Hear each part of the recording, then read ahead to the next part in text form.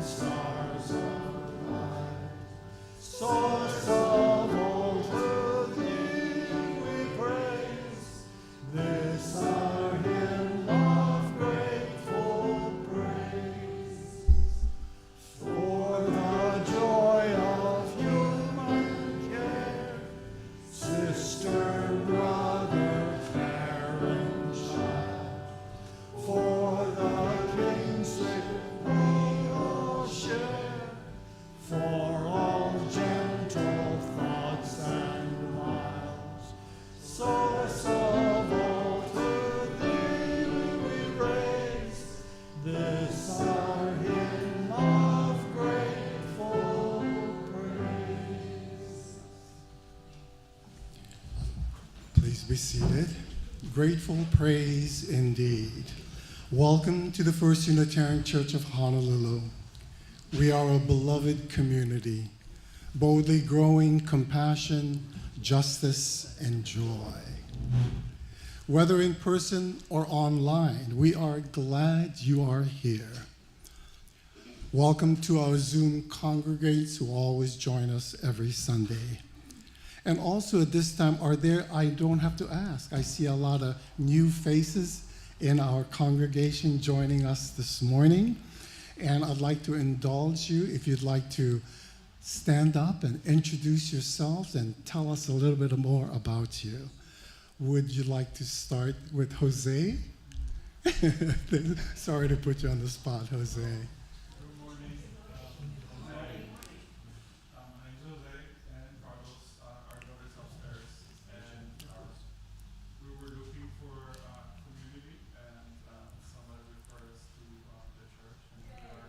That's wonderful. Thank you for joining us. And she's going to enjoy the program upstairs, our religious. What's her name? Olivia. Thank you. Can I reach out here? I'll stay seated. My name is Des. I'm visiting from Berkeley. I left my husband back at the hotel. We just got vacation. First day of the year. I get New Orleans grandmother would make sure that I would be here, so here I am. Happy to celebrate with you guys. Welcome, Des. And just behind of Des, I see some new faces as well. Hi, I'm Lane, and this is my partner Paul, and we're visiting from Washington, D.C. I grew up in this church running around with Amelia Borowski. Oh, my goodness. And our daughter and her two children all upstairs together. Well, welcome back.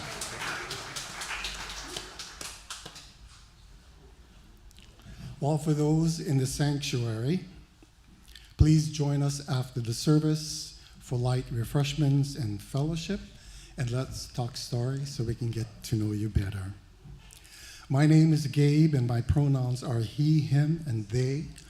I have the honor of being your worship associate today, along with our worship leader, our Reverend Deborah Bon Upson, and I'm looking forward to your message today on brain and soul intimate relations. We'd like to extend an aloha to all of you for choosing our congregation this morning to worship with us.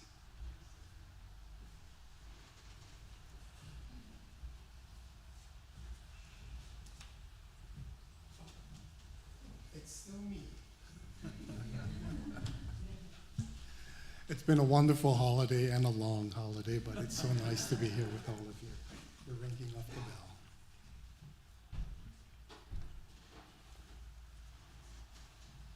Did you ring the bell?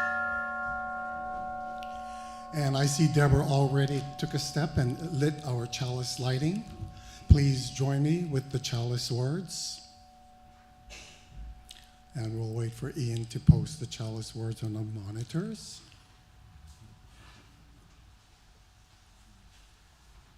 He didn't receive it.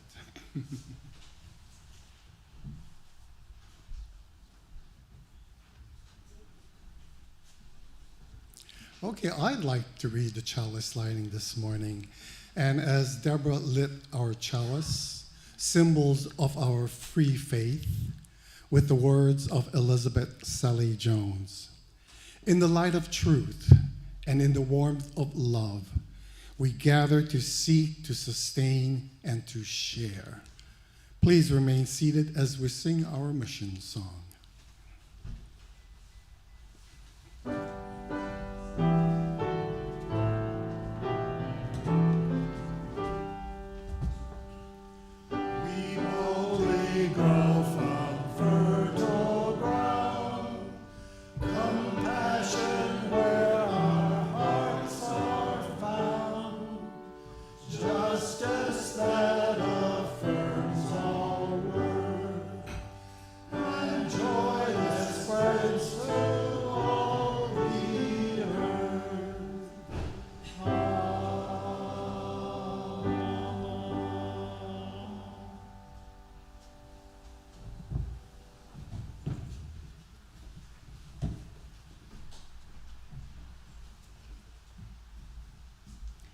Aloha. Aloha. I've written you a bit of a tongue-in-cheek poem for our call to worship today. This is to introduce our consideration of how our UU rational brains and our limitless souls may interact. Please take it lightly. We Unitarians are told our rationality is bold. Some even say we overthink. Our words can make a Baptist blink. And when it comes to feeling awe, some think we're better at the law. While we may have the best test scores, Methodists think us awful bores. Yet when we use our feeling brain, we can invoke an awe refrain, just like our childlike selves of yore, not like some shallow book-smart bore. So let us take our thinking lobe and temper it with soulful probe. Allow me, please, to suggest this. Today we join to grow our bliss.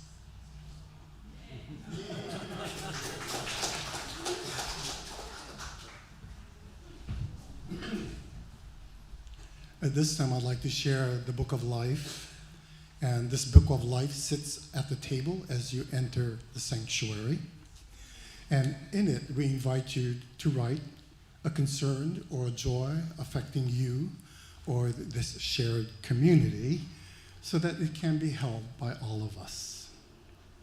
And now you can share your joys and concerns and learn of the cares of others in our community, in our newsletter, and on our website. The concerns written in the book of life are, someone has scribbled here, the situation in Venezuela. Indeed, our hearts go out to our community and our brothers and sisters there. A dear friend and loving woman died yesterday. May peace be hers. Along with these concerns, surely there are concerns troubling your own hearts. At this time, I ask you to close your eyes, if you will. What concerns you?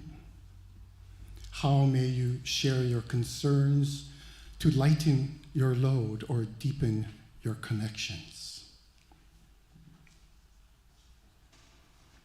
Also, I'd like to share the joys in our book of life.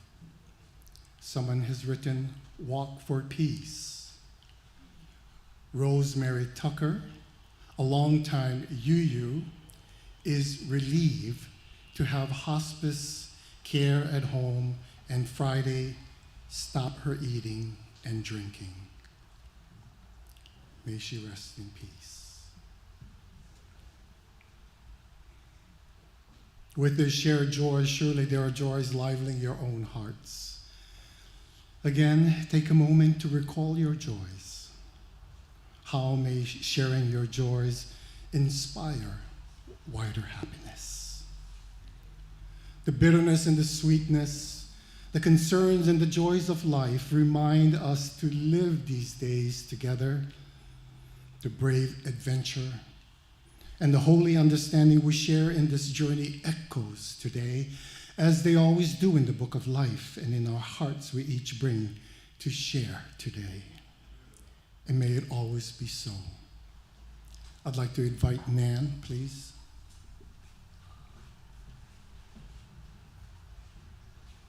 So last night, I received a message from our partner church in Kaikan, Philippines, talking about their Sunday service that morning, because of course yesterday was Sunday in the Philippines. Good day, Nan. Warm greetings to you and your family. We are happy to share that our Sunday worship on the first Sunday of 2026 was successfully held as we started the year with thanksgiving and renewed faith. The congregation gathered in joy, and the children, youth, and women's and men's groups shared their messages through songs. There's a challenge. We also send our heartfelt Happy New Year greetings from the Unitarian Universalist Kaikan congregation. Thank you for your continued prayers, support, and partnership in ministry. In faith, Roby. So let's think a minute about what it's like to be in the Philippines, looking at what's happened in Venezuela. Thank you.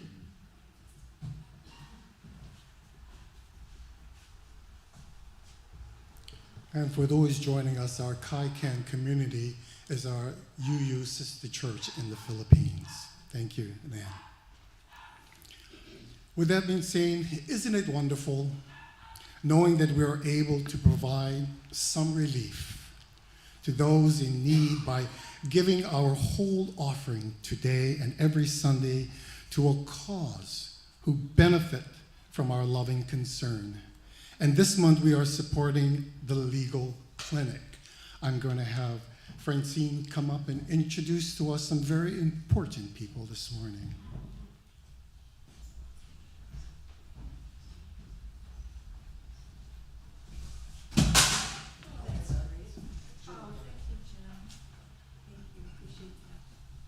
Good morning, aloha everyone.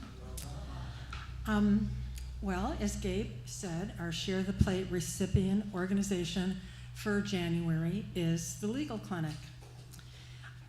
The Honolulu Federal Detention Center this year became one of 8 facilities in the country managed by the Federal Bureau of Prisons that accepts those detained by ICE.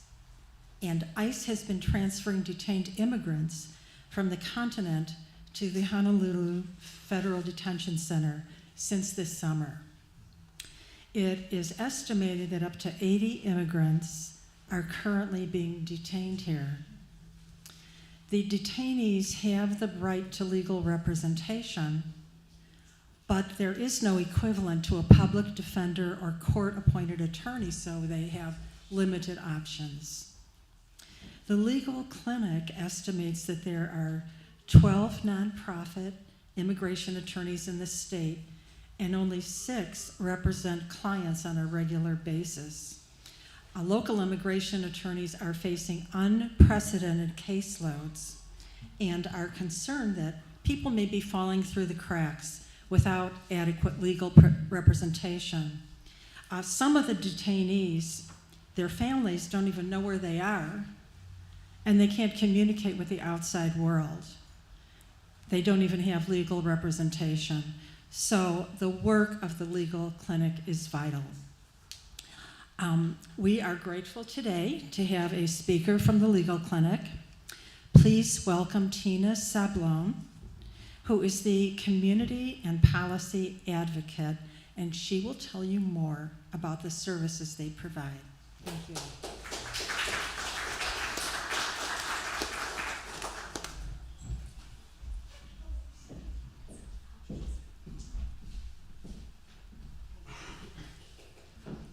Aloha. And good morning. Thank you so much, Francine, for that warm introduction and for the very warm welcome that we've received today. I'm joined here by my colleague and partner in policy and advocacy, Ana Flores. She's a fellow with the legal clinic. Just started with us about a month ago. Yeah. Thank you.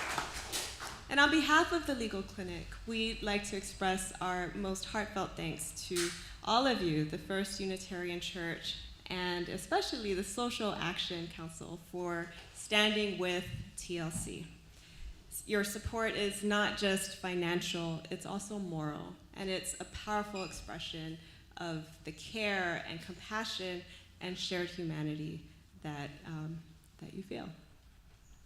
And what we've seen here all across the country and here in Hawaii is that 2025 was an especially difficult year for immigrant communities. We've seen a surge in new and ever-changing immigration policies. We've seen very aggressive and even violent enforcement actions all across the country. And here in Hawaii, as Francine was alluding, ICE arrests and detentions have more than tripled in 2025 compared to the year before. And in a state where 1 in 5 residents, where nearly a quarter of our workforce is foreign-born, that kind of escalated enforcement really hits hard and affects us all in very personal ways. Thank you, Tina. So the Legal Clinic provides free, high-quality immigration legal services to people who would otherwise have to face a complex and unforgiving immigration system alone. As Francine mentioned, immigration court is the only court in the country where you can face devastating consequences and not have the right to a public defender. If you cannot afford an attorney, you go up against the government alone. So TLC serves low-income immigrants, refugees, and asylum seekers, survivors of violence, family facing separation, individuals at risk of detention and deportation. Many of our clients come to TLC frightened and overwhelmed, unsure of where to turn. And some of the stories, Francine asked us to share a couple of stories. One that was recently featured in the news was a young college student who was arrested in Florida for an alleged speeding violation, and then transferred to multiple detention centers all across the country before he landed in Honolulu Federal Detention Center, far from his family, far from his support systems. His mother had no idea where he was. So TLC took on that case. There was a woman who won asylum. She was fleeing persecution in a country where same-sex marriage is banned and where LGBT rights advocates are labeled extremists. TLC was able to help her. And then there was a single father facing deportation whose child depends on life-saving medical care, his Hawaii-born child. And in every single case, And in hundreds of other cases that TLC took on this year, our work is really about restoring dignity, ensuring due process, and really protecting just basic constitutional rights. So how do we do this? We provide legal representation, we support citizenship and naturalization, we train federally accredited immigration advocates so they can go to court with the people that need, even though they are not lawyers. We offer Know Your Rights education because knowledge is itself a form of power and protection. So we encourage every one of you to continue to build power, to continue to stay informed and engaged. One way to do this is to go to the Legal Clinic website at tlchawaii.org and sign up for our newsletter. You can also follow us on Instagram and Facebook. And another meaningful way to build power is to lend your voice in testimony. The state legislature session opens in January 21st. And TLC will be joining our partners in the Hawaii Coalition for Immigrant Rights to advocate for bills that defend immigrant rights and due process protections for all. We need everyone's help, and your engagement makes really a big difference. So in closing, wanted to share some words that many of us know well and hold dear. I was hungry and you gave me food. I was thirsty and you gave me drink. I was a stranger and you welcomed me. It's Matthew chapter 25, verse 35. Justice really lives in how we treat one another. And because of communities like this one, people who are vulnerable and afraid are reminded that they are not alone. So mahalo for being a refuge and a place of welcome and hope and compassion, both now and in the days ahead.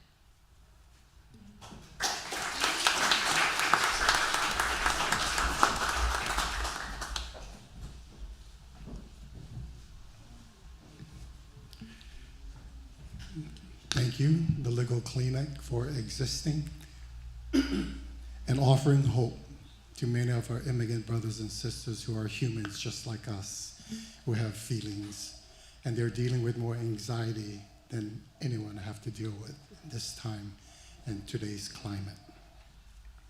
So please help us provide a layer of support to those with needs and close to our hearts.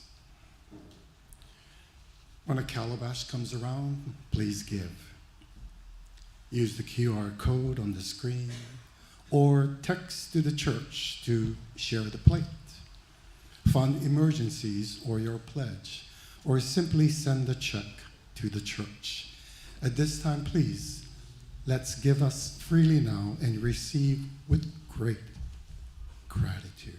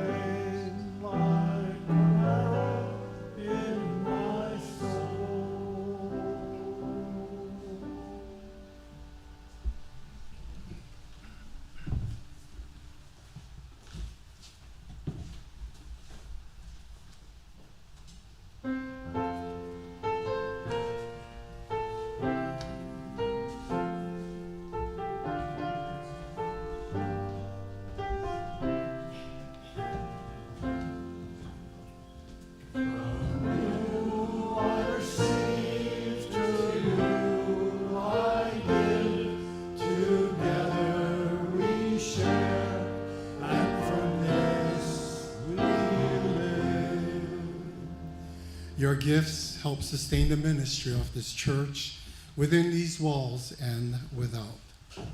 Mahalo nui loa.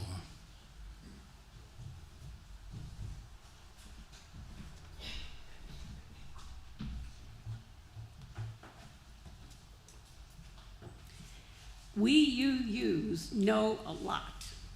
So I know that many of you will know much of what I share with you today. In some areas, some of you will know more than I do.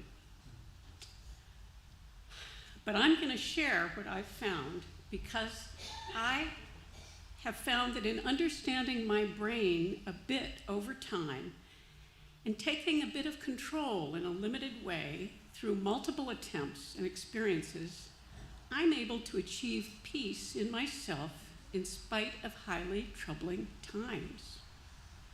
And I can sense a connection with the universe, including each of you. Even when troubles come up, if I can still a part of my brain and activate another part of my brain, I sense that connection, and I want to share that with you. I am sure that many of you are experienced in these realms of connection. Please have patience today. It would be lovely if you would nod when you already know what I share, or if you agree, nod, and hold your objections for the talk story after the service. I hope we can each feel the benefits of our brains and its pathway into our souls. I'm eager to hear your thoughts later. Why is the brain an appropriate topic for a worship service? Our brain does not just support our thinking, our brain connects our thoughts and enables our functioning as individuals. Through our brains, especially if we can still the incessant chatter and thinking, we can perceive that we are connected to the universe. And parts of our brain, when we allow it to predominate, enable us to feel the spaciousness of our universe and our bit part in its vastness. So let's begin. UUs are brainiacs. Historically, Unitarianism attracted highly educated elites in places like Boston and at institutions like Harvard, and this membership reinforced an image of brainy upper-class religious culture. And our UU tradition explicitly lifts up reason, science, and philosophy as central to faith. So outsiders often see ours as the religion for people who like to think about religion. American stereotypes often portray UUs as a religion of free-thinking intellectuals who debate complex ideas more than they pray, which feeds the cerebral and brainiac image. People joke about UUs preferring a discussion of God over God. They say UUs reside almost exclusively in their brain's left hemisphere. They say we're too rational, and that we constantly argue fine points rather than intuiting and experiencing the larger picture. Let's look at the popular brain view slide. Ian. We've all seen this. We think of the right brain as creative, the fun, the feeling side, and the left side as the knowing, the knowledge, the training. But to those who circumscribe our UU faith as only left brain, rationally, cognitively focused, in typical UU fashion, I will share 3 arguments pointing to greater UU brain-soul balance. First, the simplest argument. Are we UUs actually out of balance rational Unitarians without soul? No, our merger brought in the hopeful, heart-centered Universalist, emphasizing God's love, to the rational, intellectual, head-centered Unitarianism. We are both. But wait, here's a second argument. We are not mired in Boston, Harvard elite roots that sentence us to merely our rational intellectual bent. In fact, I believe the most important sermon ever given by a Unitarian directly refuted the value of being guided simply by reason. That was Ralph Waldo Emerson's Divinity School address. How many of you have heard of it or read it? There. Thank you. That address, that sermon, blew the walls off organized religion, at least Unitarian organized or disorganized religion. In it, Emerson critiques traditional forms of Christianity and religious institutions and calls for a new kind of spirituality based on individual experience and personal insight. He argues that an organized religion had become stale and irrelevant, and that people should seek a deeper understanding of the divine through intuition and experience.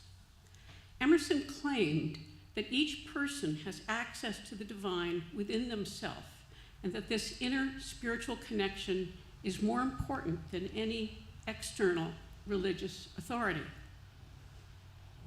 What does this have to do with our topic today? Our personal experience, our apprehension of the divine, means a mentally and spiritually grasped awareness of God or the sacred, not just knowing ideas about God in the abstract, but a real grasping of divine reality, timeless, ineffable connection with understanding and heart, a direct sense of divine presence, goodness, and beauty that goes deeper than mere opinion or secondhand belief. Our right brain experience complements our left brain understanding to comprise our soul. Emerson told the Harvard seminarians, though not in these words, to let their right brain open them to the expanse beyond their individual self or any church rules. He and the seminarians he addressed had developed left brain hemispheres. They had read, studied, and written much, but he wanted them to open up, to unlock their minds and hearts, open brains to the actual religious core happening within themselves, uniting them to all living beings. Well, how did people receive this? This Divinity School address provoked a strong backlash. He was denounced as heretical, attacked in the Unitarian press and by leading theologians, and effectively banned from speaking at Harvard for about 30 years. And we have here locally a third and easy argument to answer how we UUs exceed mere rationalism. Here in Hawaii, our aloha, our aina permeate our minds. Being UU in Hawaii is different from being UU on the East Coast. I've done both. We are here by the miracle of this place, enriched in our connection to earth, the sea, the air, the mountains. We stretch beyond our rational left hemisphere because it's hard to resist the divine essence here. But still, though, we hear maybe some of the most balanced UUs. In spite of that, let us use our left brain smarts and our right brain depth today to explore our brain and soul potential. First, I'd like to tell you a story about my mother's brain. I was in Washington, D.C., where one of our guests is from today, and on an education conference with a colleague, and we were snowed in. So we went to the store and picked up a lot of Indian takeout food and brought it to my mother's house and stayed with her. She lived there near my sister. After dinner, I was working on my computer in her bed, and she somewhat sternly and unexpectedly turned to me and said, "Turn off that computer and be with me." I closed it up and we talked into the night. The next morning, my colleague and I flew home, and the next night, my mother used those Indian leftovers to entertain neighbors. But in the following morning, she had a massive stroke. I was at a baby shower and received a phone call from my sister telling me and I went to the airport and got on a plane and was back in Washington, D.C. after only less than 24 hours away. When I got to the hospital, my mother was in what looked like a coma. Her eyes were closed, she was in bed, she was surrounded by relatives and friends. More were arriving all the time. She was much beloved. We felt she couldn't communicate, but we talked to her nevertheless. We told her that her sisters were coming from North Dakota and California. And because we have a deaf member in our family, we all knew how to speak sign language. So we signed into her hand, which we had learned could be done by Anne Sullivan teaching Helen Keller in The Miracle Worker. We'd seen the play. So we tried it, and our mother squeezed back. So we had some hours of this back and forth, and then her sisters arrived. And there was quiet in the room, and suddenly my mother, with full voice, spoke. Her eyes were closed, and everyone waited, and she said out loud, "I love you more than is possible." And those were the last words she ever said. It seemed impossible to us that she spoke at all, much less at full voice, much less in an intelligible sentence. And in a sentence that really summed up her life and our lives with her. And this made me very curious about our brains. How did this happen? I learned that a major hemorrhagic stroke, motor pathways and language output may be damaged, yet parts of the brain that can handle understanding and awareness could still function. A sudden, brief return of clear speech or connection near the end of life is called terminal lucidity. It is a short episode of unexpected mental clarity or communication just before death. How did she use her brain to tell us that? And how can we use our brains for best impact? Thinking about this, I was so impressed when I first heard Dr. Jill Bolt Taylor. How many of you have watched her TED Talk or heard of Jill Bolt Taylor? Well, 30 million other people have. Jill had become a brain neuroanatomist due to her experience growing up with a schizophrenic brother. By 1996, she had already earned a PhD in neuroanatomy and was working as a Harvard-trained and published neuroanatomist and postdoctoral fellow at Harvard Medical School when she experienced in her shower a massive left hemisphere stroke. Imagine attaining a Harvard PhD in neuroanatomy and then losing your ability to walk, speak, or think through an idea. Jill spent the next 8 years patiently rebuilding left hemisphere skills, step by step, relearning language, reading, writing, numbers, and other sequential analytical functions.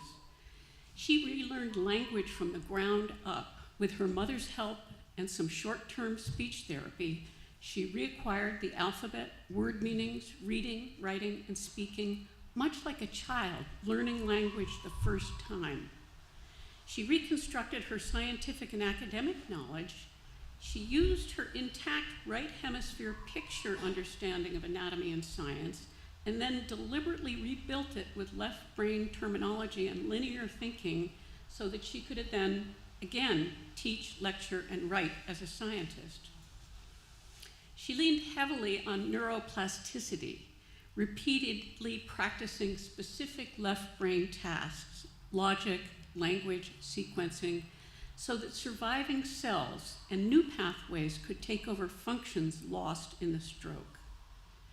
She consciously chose which emotional mental circuits to re-engage, working to restore functional skills, speech, movement, social behavior, while minimizing patterns like anger and anxiety, which she felt would be counterproductive. Then she gave her 2008 TED Talk, which has been watched 30 million times. People are riveted by the recovery she managed, and moreover, they are inspired and edified by the understanding of brain function she shares.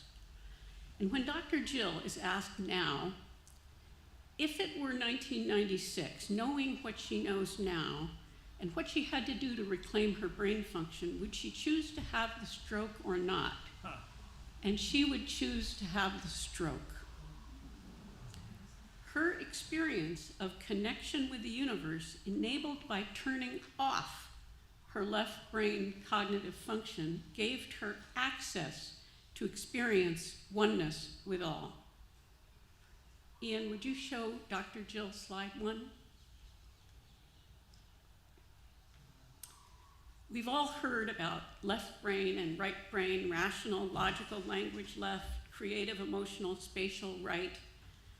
And Jill explains the two hemispheres with specialized regions. She calls these regions or functions characters.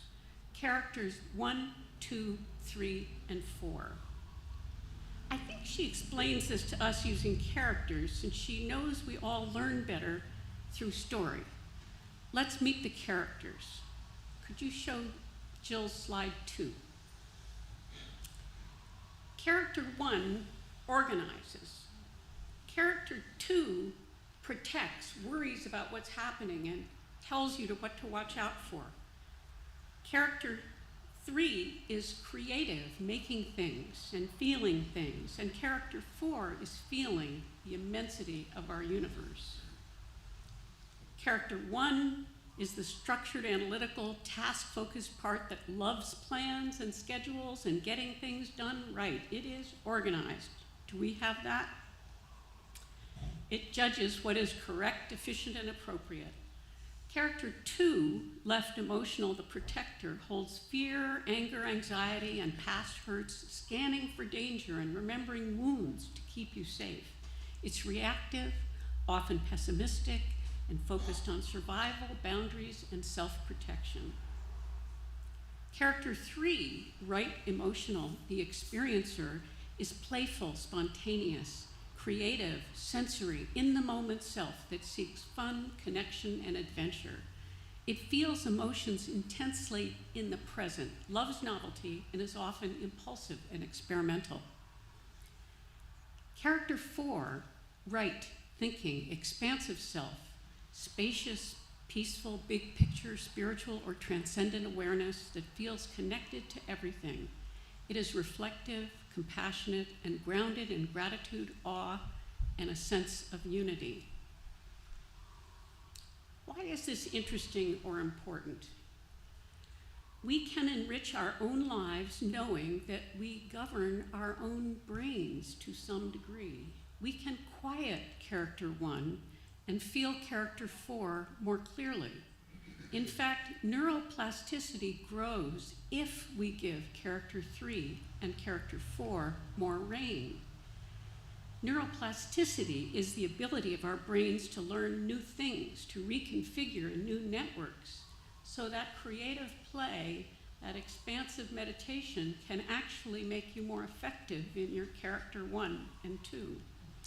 But we need all 4 characters. We may gain more peace with 4, or make more progress with 2, or learn more with 1, or make more art with 3, if we balance our usage of these brain functions. It took a massive stroke to still the parts of Dr. Jill's overactive brain that she calls characters 1 and 2. But good news for us, and news she spread all over, is we do not need a stroke to feel that oneness. For me, I found it by accident, painting as a child. My thinking and judging retreated. The creative spaciousness enlarged. Later, I found it in swimming. The peace returned. And now it finds me in cooking, painting, swimming, meditating, or sometimes in moments with you. But because we are you, we probably all have a really healthy character 1, and we think critically. And I am a rational UU who researches and double checks. So when some say Dr. Jill Bolt Taylor is a Harvard professor of neuroanatomy, I know she is not a Harvard professor. She is a Harvard-trained neuroanatomist who is now an adjunct professor at Indiana University of Medicine and a public speaker. Her charts are not scientifically correct, but I believe they are directionally very helpful. She has helped many thousands of people and greatly increased brain donations to science, but she is not a top neuroscientist. The top neuroscientists do not criticize her view, but they do not confirm it entirely. Could you show the functional slide? We're very used to the right brain, left brain pictures, but the picture of the functional areas is a bit less ubiquitous. And neuroscientists broadly support this functional view in this image, that different lobes and regions are specialized for listed functions. But there's a caveat. Networks support these functions. They're not actually located in those modules. But this graphic, inaccurate as it is, and Dr. Jill's character depictions, symbolic as they are useful to us to understand this most complex biological organ, the human brain. Because it is hard to actually picture how the brain is composed and how the brain really works. Do you show the scientific view? The human brain contains around 1 billion neurons, each making thousands of synaptic contacts, forming incredibly dense and specified wired networks. Modern network neuroscience emphasizes that the brain is best understood as a collection of interacting networks, where groups of neurons flexibly join and leave functional coalitions rather than belonging to a single fixed module. And if this were not complicated enough, please show the AI in the brain slide. Many of us are worried about the many ways AI may change our world, and what will it do with our brains? Well, with AI advancing, this most complex of organs, the human brain, will actually be more discoverable. It's billions of neurons and hundreds of trillions of synapses organized into overlapping, dynamically reconfiguring networks. These patterns will increasingly be mapped and simulated using AI. We will have new ways to see brain processes in real time and then gently push them toward healthier or stronger patterns. But until that happens, let's work on our balance. As Stephen Colbert says, meanwhile, what should we do with these ideas? As Dr. Jill would advise, organize ourselves, gather knowledge and language as in character 1, consider and protect ourselves with character 2, but temper those 1 and 2 functions with active use of our brains for activities like experimental creative play, fun and making things, music of character 3, and by diving into the spaciousness of our souls, the expansive meditative oneness with nature of character 4. In these activities, brain scientists see indications that we may thus thicken our cortex tissue surrounding our brain and strengthen neuroplasticity. These activities may provide some protection against cortex thinning associated with aging and dementia. Another reason to do this. And this brain science view is actually, I believe, related to Ralph Waldo Emerson's message in his heretical Divinity School address. He bid the students not just to follow what the church wrote, what they read of Jesus Christ, what they learned as secondhand truths, but instead integrate the radiant message of Jesus, that divinity is inside each of us as in him. At the end of the play, Our Town by Thornton Wilder, how many of you have seen or read it? I was Rebecca in our community theater growing up, and it moved me when the stage manager moved us through the lives of the villagers, and near the end, the lead dead young woman, Emily, asks the stage manager, "Does anyone ever realize life while they live it, every minute?" And the stage manager replies, No, saints and poets, maybe, they do some. Let's be with those saints and poets. We may experience it when certain synapses are firing and others are still. We may find over our lives, we may experience some of the oneness with the universe that erupted in Dr. Jill when her hemorrhagic stroke hit.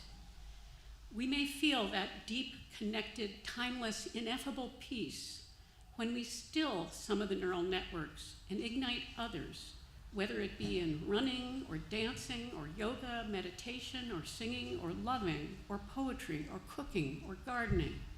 Whatever brain activity brings you into the personal peace of deep connection.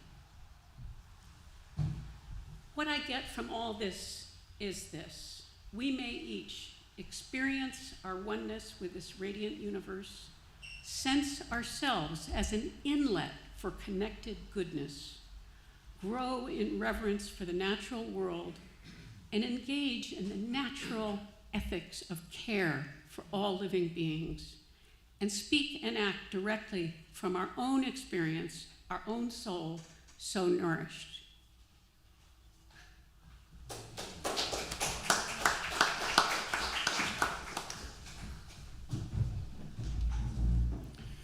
Thank you, Reverend Deborah, for your message.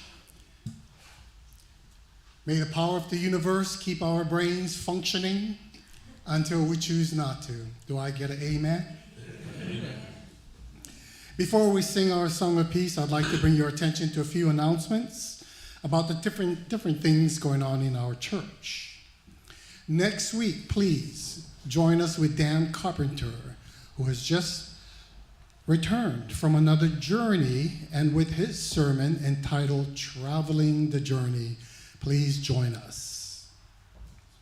On June 18th, the Romanian Fulbrighter and Professor Eva Butkob, currently leading a Star King School course in the Theater of Empowerment, will lead our service. Her husband, Zolt Lang, a prize-winning Hungarian fiction writer, will lead a reading group after the service. Please join us. Email Deborah, who will send you PDFs of 2 short stories in advance. We plan to begin our UU History Theology. Let us know if you'd like to join a 6-session UU History 101 course or a 4-session UU Heroes course, which will build into a worship service as well.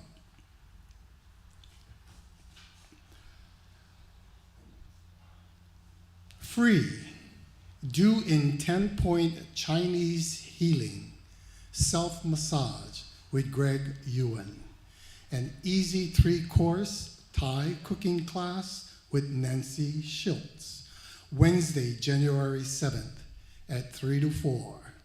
The cooking begins at 4 to 5:30 here at the Poly.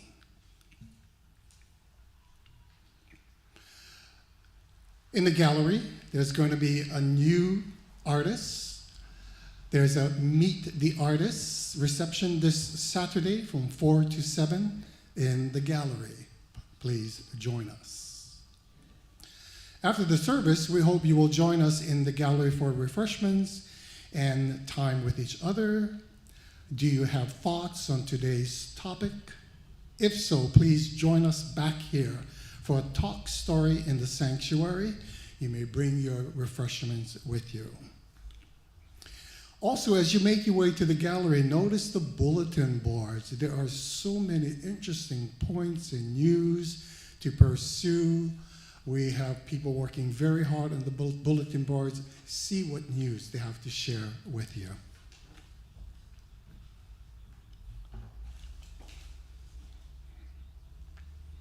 And as we sing our song of peace, please remember to ask before taking someone else's hand. Seated or standing, lift your voices for our song of peace, Dona Nobis.